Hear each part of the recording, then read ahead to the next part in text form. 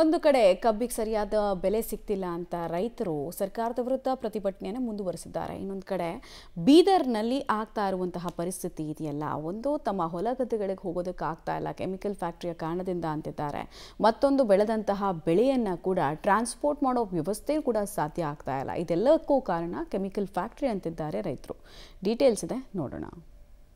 ಒಂದ್ ಕಡೆ ಕಬ್ಬಿಗೆ ಬೆಂಬಲ ಬೆಲೆಗಾಗಿ ಹೋರಾಟ, ಅಥವಾ ಕಬ್ಬು ಸಾಗಿಸಲು ರಸ್ತೆ ಇಲ್ಲದೆ ಪರದಾಟ, ಸಂಕಷ್ಟದಲ್ಲಿ ಸಿಲುಕಿ ಅನ್ನದಾತರ ಒದ್ದಾಟ.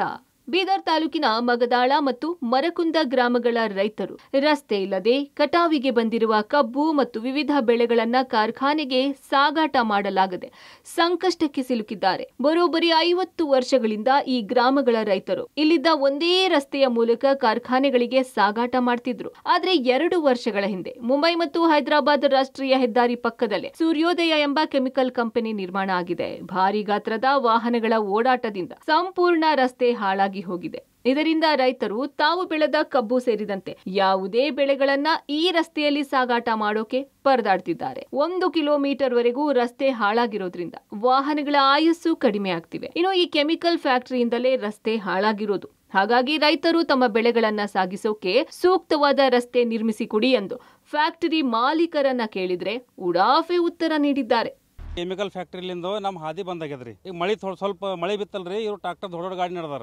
ಈ ಫ್ಯಾಕ್ಟ್ರಿದವ್ರು ಕೆಮಿಕಲ್ ಫ್ಯಾಕ್ಟ್ರಿದವ್ರು ಅಲ್ಲಿ ಅವ್ರು ಗೆಸ್ಟ್ ಹೌಸ್ ಮಾಡ್ಯಾರ್ರಿ. ಇದು ಹಾದಿ ಪೂರಾ ಅವ್ರು ಟ್ರಾಕ್ಟರ್ ಒಯ್ಯೋದ್ರಲ್ಲಿಂದ ಪೂರಾ ಟೊಂಕಕ್ಕೆ ತೆಗಿ ಬೀಳತ್ತದ್ರಿ. ನಮ್ಮ ರೈತರಿಗೆ ಕಬ್ಬು ಹೋಗ್ಲಕ್ ಹಾದಿಲ್ಲ.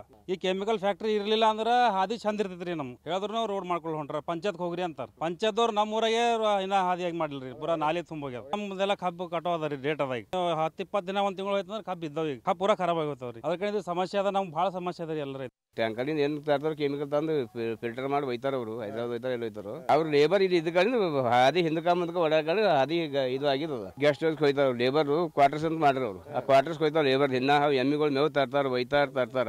ಅದ್ರ ಕಡೆ ಹಿಂಗ ಆಗಿರೋದು. ಇದು ಹಾದಿ ಫ್ಯಾಕ್ಟ್ರಿ ಆಗಿನಾಗ ಆಗಿದೆ. ಇದು ಪೈಲೆ ಚಂದ ಇತ್ತು ಹಾದಿ. ಗಾಡಿ ಬಿದ್ದಾವ ಹೋಲಕ್ಕೆ ಬರ್ತದ. ಒಳಗೆ ಹೋದ್ರೆ ಹಂಗೈತಾವ. ಎತ್ತಿನ ಬಂಡಿ ಹಂಗ ಹೋಯ್ತಾವ. ನಮ್ಮಲ್ಲಿ ಎತ್ತಿನ ಬಂಡಿ ಏನಿಲ್ಲ. ಬಂಡಿ ಲೇಬರ್ ಬರ್ತಾವ, ಕಬ್ಬು ಕಡಿತಾರ ಹೋಯ್ತಾವ. ನಮ್ಮಲ್ಲಿ ಎತ್ತುಗಳೇ ಇಲ್ಲ ಯಾರ ಬಳಿ ರೈತರು. ಈಗ ಓಪನ್ ಆಗ್ಯದ. ಈಗ ಹೋಯ್ತದ ಕಬ್ಬು ಹೇಳಿ ಈಗ ನಿಂತದ ಕಬ್ಬು. ಈಗ ಅದ್ರ ಬಾದ ಅದು ಇಲ್ಲೇ. ಈಗ ಅದು ಅಲ್ಲಿಂದ ಈಗ ಮಾಡೋದು ಯಾರು ರೈತರ ಬಳಿ ಏನ್ ರೊಕ್ಕ ಅದ. ಈಗ ಮಾರಿ ಅದ, ಎಲ್ಲಿಂದ ಅಲ್ಲೇ ಅದ. ಕಬ್ಬಿನ ರೊಕ್ಕ ಆ ಕಡೆ ಹೋಯ್ತು.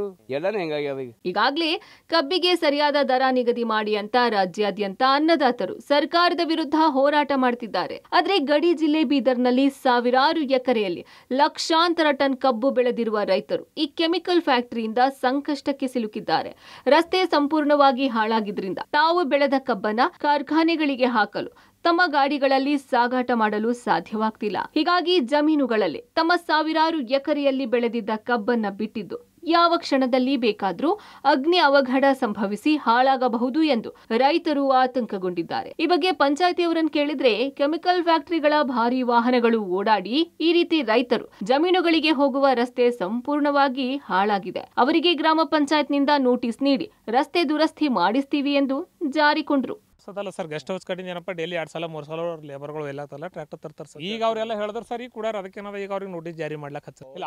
ಅವ್ರು ಹೋಗ್ಯಾರ, ಬಟ್ ನಾವಾರ ಹೋಗಿಲ್ಲ ಕೇಳಿಲ್ಲ ಸರ್. ಈಗ ನಮ್ಮ ಇದ್ರ ಸಮಸ್ಯೆ ಬಂದ್ರೆ ಕೇಳ್ಯಾರ ಅಂತ ಹೇಳಿದ್ವಿ ಸರ್. ಮಾತಾಡ್ರೆ 5 ಗಂಟೆ ನಾನು ಬೇರೆ ಕಡೆ ಇದ್ದೀನಿ, 5 ಗಂಟೆ ಬರ್ತೀನಿ, 5 ಗಂಟೆ ಬಾದ್ ಏನಪ್ಪ ಅಂದ್ರೆ ಅದು ಏನದ ಕುಂತ ಮಾತಾಡ್ರಿ ಅಂತ ಹೇಳಿದ್ರು ಸರ್. ಅದು ಕೆಮಿಕಲ್ ಫ್ಯಾಕ್ಟ್ರಿ ಸರ್. ಅವ್ರು ಹೈದರಾಬಾದ್ ಪಾರ್ಟಿ ಅವ್ರು ಮಾಡ್ಬಾರ್ದು ಸರ್. 100% ರೈತರು ಹಾದಿದ ಸರ್. ಇದು ಅವ್ರದಲ್ಲ ಅಸಲ್ ರೈತರು ಹಾದಿದ. ಅದಕ್ಕೆ ಕೂಡ ಈಗ ಪಂಚಾಯತ್ಲಿಂದ ಜಾರಿ ಮಾಡ್ಯಾರ ಸರ್ ನೋಟಿಸ್. ಕೆಮಿಕಲ್ ಫ್ಯಾಕ್ಟರಿಯ ಭಾರಿ ಗಾತ್ರದ ವಾಹನಗಳ ಓಡಾಟದಿಂದ ರೈತರ ಜಮೀನುಗಳಿಗೆ ಹೋಗುವ ರಸ್ತೆ ಸಂಪೂರ್ಣವಾಗಿ ಹಾಳಾಗಿ ರೈತರು ಸಂಕಷ್ಟಕ್ಕೆ ಸಿಲುಕಿದ್ದು ಮಾತ್ರ ದುರಂತವೇ ಸರಿ.